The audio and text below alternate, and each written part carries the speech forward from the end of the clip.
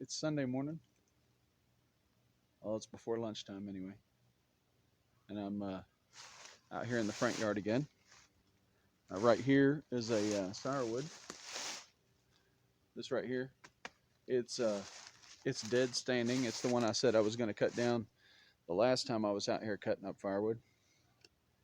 And so I got to have some firewood for next week. It's going to be kind of chilly.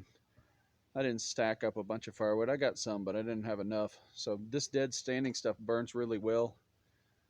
Burns better than even the stuff you cut down and then season. So that's what I'm going to do. Uh, Worked on my axe a little bit since the last time. I don't know if you can see that. Got a lot of the rust off. Put some 3-in-1 oil on it. Let me set my coffee down.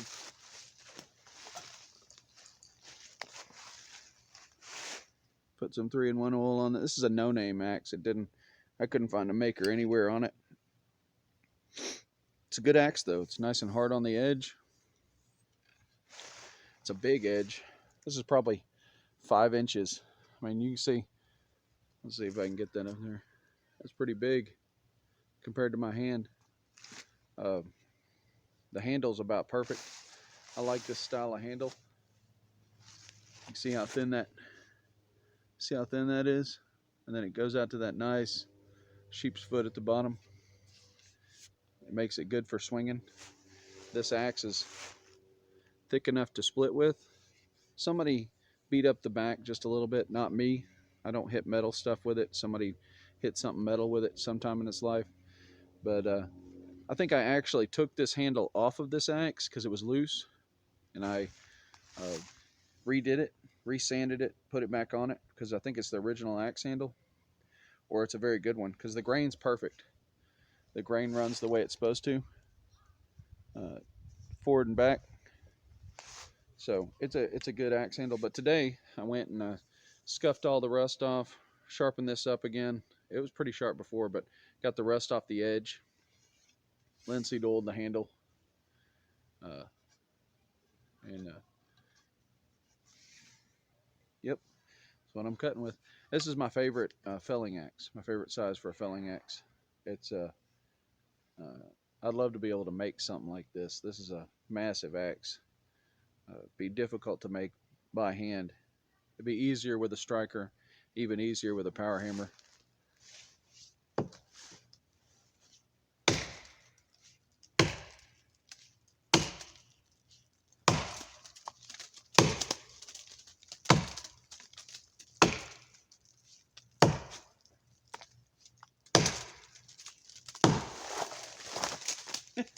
That bark spooked me.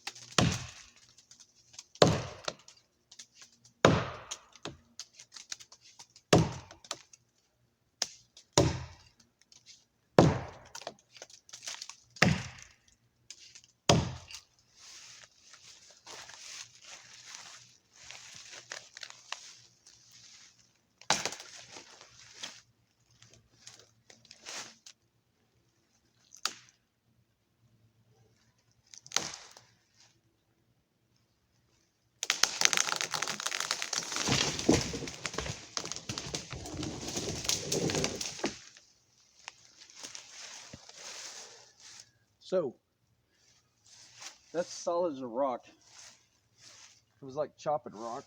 I mean, it's hard as a rock.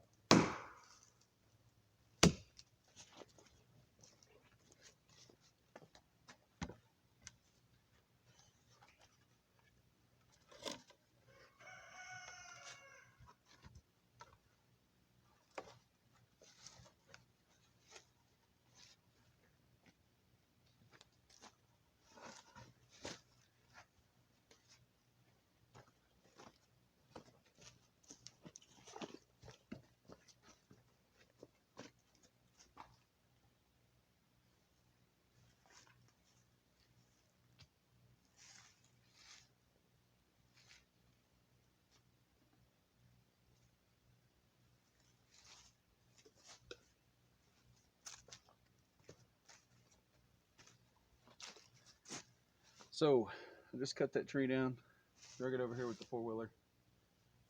I'm gonna probably saw it up. Probably can't see my face right there in the shade. That's the problem with living in the woods.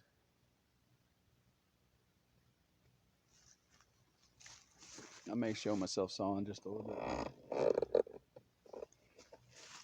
More or less, this is just an update video for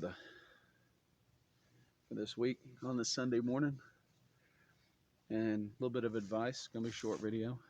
I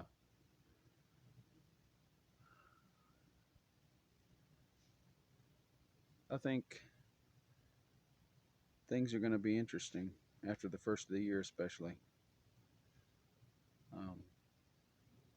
And by interesting, I mean not good. Let's see if I can swivel this a little bit. I would say I would probably, I'd probably put back a bunch of stored up food. What we've been doing here is we've been storing food and getting things in order. I don't have a lot of bills. I worked myself into that position. But it's important to have enough food for your family for enough time for you to sort out if things get short. And it could be anything. It could be, the coronavirus kicks up again harder than it was. I mean, I know it's a real thing. I don't know that the numbers are accurate, but if it kicks up harder than it was and materials and supply gets shortened, then it's important to have enough food to get you through that time. I know we saw it in the building industry. All the materials were just gone. It was a combination of the coronavirus and those hurricanes all hitting the East Coast. Well, not the East Coast, but like in the Gulf and everything. And I'm going to sneeze here in a minute. And it just happened to dry it all up. And the prices still haven't gone back down. Availability's there, though. We can get stuff now. We couldn't get it before. For about a month or two there, we couldn't get stuff. I priced a roofing job, and they couldn't get shingles till after the first of the year. And they said that would be black. And the people I was doing the estimate for, wanted green. And they said green was one of the last colors that they were going to make. TAMCO said they were short. I don't know if they've caught up or not. But TAMCO is one of the biggest manufacturers of shingles in the United States.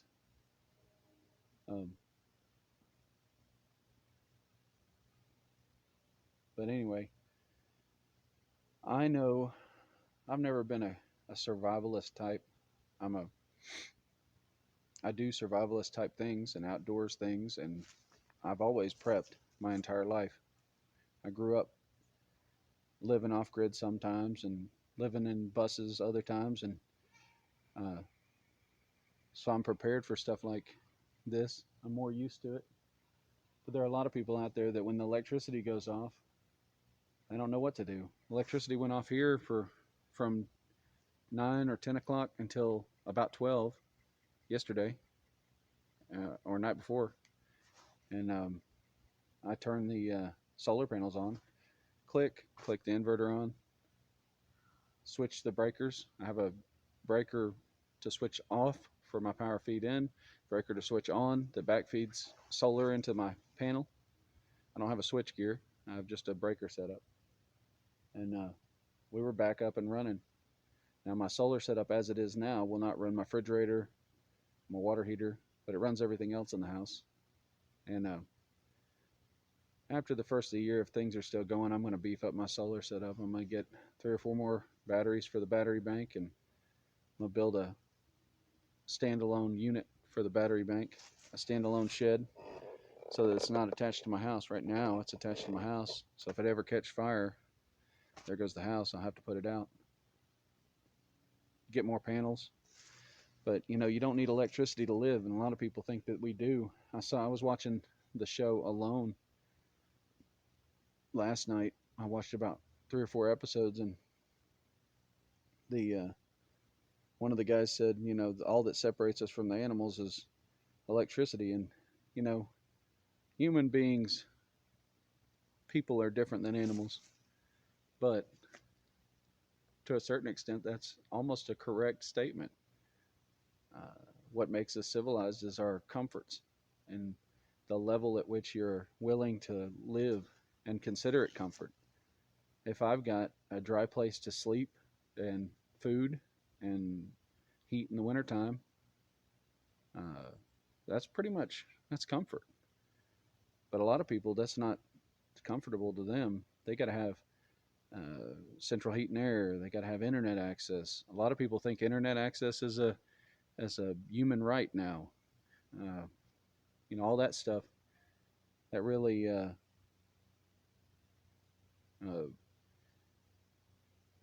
it just it'll throw them for a loop, not knowing what's going to happen if the electricity went off and then the internet went off, and then you know those little things are what really make people go crazy.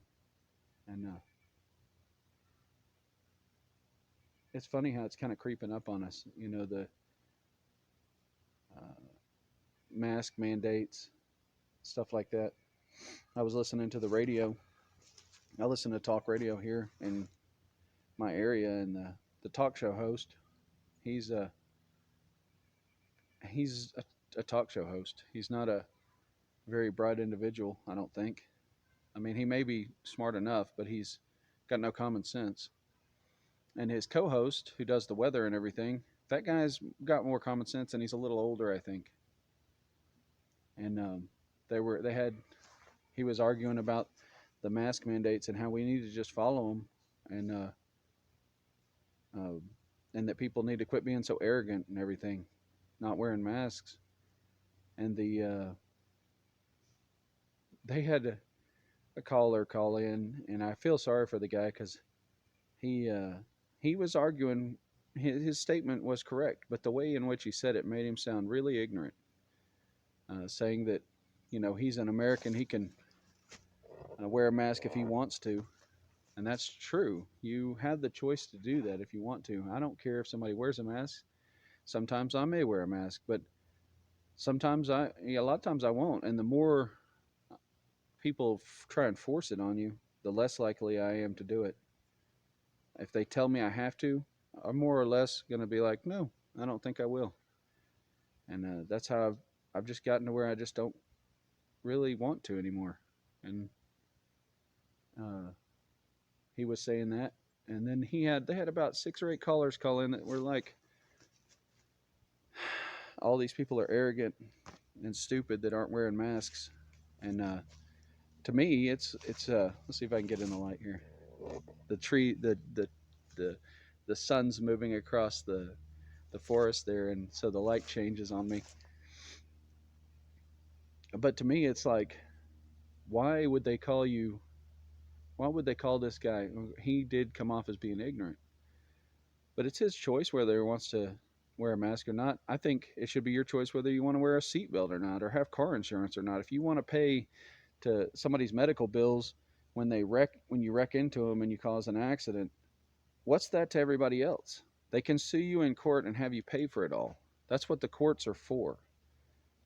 They should not mandate that you have car insurance. That's not freedom. Uh, that's when you're a slave. When they tell you you have to do something, that's because you're a slave. As long as you're not harming anyone else, as long as you're not taking away somebody else's freedom and liberty and rights, then you should be free to choose however you want to do something. If you want to wear a mask, wear a mask. If you don't want to wear a mask, don't wear a mask. If you want to get a vaccination, get a vaccination. If you don't. If you want to drive, I wrote a letter the other day to the legislature, and my question was, um, at what point did the government decide that they had the right to tax automobiles and make it so that you have to have a license? At what point after the invention of the automobile did it become necessary to have a license? To be honest, if I made a car to go down the road in my own backyard, then why should they restrict free travel? They can't restrict free travel. That's unconstitutional, and it's not right. It's a human right to be able to travel from place to place freely without any impedance. The same goes for defending yourself. When did it become, uh, you know, okay for them to say you couldn't carry this knife? And that's how it was until a few years ago here in Tennessee. You couldn't carry this knife because this is a 5-inch blade. They said you could only have a 3.5-inch blade. Same with guns. When did they say that, when did we give up those rights? At some point, we gave those rights to the government and let them restrict us because we laid down and it crept up on us a little bit at a time. And it's just like the Declaration of Independence says, that people are more willing to endure tyranny while it's bearable than they are to throw off of the yoke of the oppressor. And that's really the case. I've been saying for a few years now that the only thing that we're going to get changed is in the state legislature. The federal government's too far gone. If we can write our state legislators and we can tell them to stand up for us, like some of these states have been doing, even with, I don't agree with doing drugs or anything like that. I don't put anything like that between me and God. And a lot of these people, when it becomes their God, when they start smoking pot and they start, doing drugs, it becomes their God, and it's everything that they have to do. It's everything they want to do. It's what they worship, and their life becomes revolving around it. And but these states that are fighting the federal government on the marijuana stuff, and the states like Tennessee that are fighting the federal government on gun stuff, whatever's made in the state of Tennessee can be sold in the state of Tennessee. As far as guns go, and I think that we need to advocate to our representatives in our state House of Representatives and our state Senate to deregulate, to take away these chains that are holding us. And I mean, in the letter I said, if you think you own your property, like the land that you stand on, this land, if you think you own it, quit paying that property tax, that rent that you pay the government every year, and see how long it takes until they take it from you. Do you really own the land? You really don't. Do you really own your children? No. If the state wants to take them from you, they will take them from you. And it shouldn't be that way. It really shouldn't. We should not allow the regulation in our lives that they have. But anyway, my advice after that rant, my advice is for people that have been prepping, they're going to keep prepping. For people that have never prepped, go and buy food. Store up. Buy you some of those big Tupperware containers. The big ones that are like, 20 gallons or however many gallons it is. Buy a big Tupperware container. Stock it full of food. Stuff that you'll eat. My brother, I've been saying this for a while. He eats chicken. I said, buy you a bunch of canned chicken. Canned chicken's good. Buy stuff that you'll eat. Don't just buy stuff that, it keeps well, I won't eat it. Buy stuff that you'll eat. Fill up one. Put it somewhere. Fill up another. Stack it on top of it. Fill up 4 or 5 of them. Fill up one for every member in your family. That'll go a long way towards it. I bet if you fill up a Tupperware container with food, you can have a month's worth of food for each person in your family by filling up a single Tupperware container. Probably more than that if you rationed it. Store water. If you're on city water or county water, what happens when it shuts off? We had my solar setup. It doesn't power the well that we've got. The well's on 220.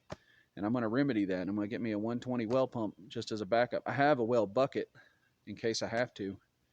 but I'm going to get a 120 well pump so that I can power it off the inverter. But I went to make coffee and didn't have water for coffee. I need to store jugs of water. I have rainwater. I have a rain catchment system for my chickens, and I have a creek behind me. But I would have to boil the water, which would be done in coffee. But water is important. So save water, save food. It's hard to get ammunition right now, but get ammunition for the things that you need to hunt with. I mean, you know, you're not going to fight an army, but any ammunition you got, you can hunt with in an emergency. Talk to people around you, uh, your family. Don't just come off as a nutcase. Ease into it. You know, what if the toilet paper runs out again? You know, whatever. Something simple. Uh, but start securing your family's future. Start securing your household's future. If you're a single person, secure your future and then make sure that you have provision for other people that may come into your life. I think it's going to be an interesting year. I'm hoping that work holds out and the economy keeps going, and that I'm wrong. That I've been saying all year that no matter who gets the presidency, there's going to be violence. Hope I'm wrong, but I don't think I will be, and I don't think that I'm going to be wrong on the shortages. I think there's going to be shortages, and I don't think that. I mean, I've been looking at this all my life, this kind of stuff, and I'm not really prepared. Not in reality. I'll make do, but I'm not really prepared. And I think there are a lot of people that are never done it, never thought about it, didn't want to think about it. I have family that's that way, doesn't want to think about it. And by the time you have to think about it, it's going to be really difficult to pull yourself up by your bootstraps and uh, and make things work. But anyway, the video is too long. It's 17 minutes already. I'll probably have to shorten some of this stuff. But there's my Sunday video. I'll upload it tonight. Please, if you watch the video, like and subscribe. I've only got about 40 something subscribers on this channel, and I don't even know if any of them watch it. But if you hit the little bell, it'll notify you of the videos. And I'm going to try and put out a video a week until I'm not able to anymore. But have a nice day. Don't panic. Just, keep going. Cross the bridges when they come to you. Hurt my shoulder a few days ago. So I've been stretching it out. You see me doing this, that's what that is.